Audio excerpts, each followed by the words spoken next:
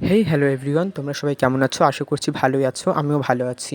আমি সমীর, নিয়ে এলাম আজকে ছোট্ট একটা মিনি ভ্লগ। আজ বৃহস্পতিবার 15ই আগস্ট। তাই সকাল সকাল উঠে দাঁত ব্রাশ করে খালি পেটে জল খেয়ে তারপরে বাবা বলল যে পাখিগুলোকে কিছু খাবার দিয়ে দে। তাই খাবার দিয়ে দিলাম। পাখিগুলোকে খাবার দিলে নাকি ব্যবসা বাণিজ্য ভালো হয়।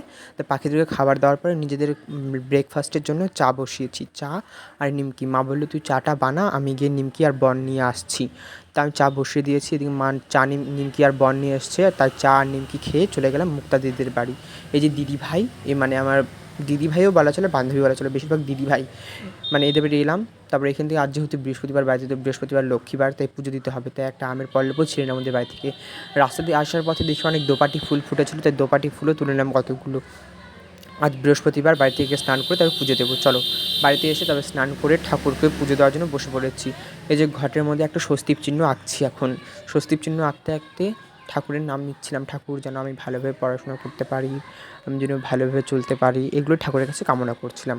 আর এই যে অম্রপল্লবটা, মানে 7টা ছিল, 5টা নেওয়ার কথা, 7টা দিলেও চলে। তাই সিঁদুর, আম সব কিছু ঢুকিয়ে ঘট বসিয়ে দিয়েছি। এই যে মা লক্ষ্মীকে দেখো কত মিষ্টি লাগছে তার মুখটা। পুজো দিয়ে দিয়েছি। আজ বৃহস্পতিবার ঘট বসিয়েছিলাম। তা মা এদিকে রান্না করেছিল মাছের ঝোল, বেগুন ভাজা আর ঢেঁকি শাক ভাজা। তাই বেগুন ভাজার সঙ্গে একটা দুটো কাঁচা লঙ্কা নিয়েছি। কাঁচা লঙ্কা ডলে বেগুন ভাজা দিয়ে খেতে যা লাগে না, অপূর্ব লাগে। ভাত খাচ্ছি। আর ওই যে এখন মানে একটা গ্রাস নিয়েছি, যে লেবুর রস চিপড়ে আর খাচ্ছি। আর বুলবুলি পিসি আর আমার ভিডিওতে চলে এসেছিলো, তাই বললাম আসো পিসি। এই যে মাছের ঝোল, মানে মাছের ডিমের তরকারি বানিয়েছিল মা আজকে। তো এই ভিডিওটা তোমাদের যদি ভালো লাগে অবশ্যই লাইক, শেয়ার, সাবস্ক্রাইব করে দিতে। Thank you.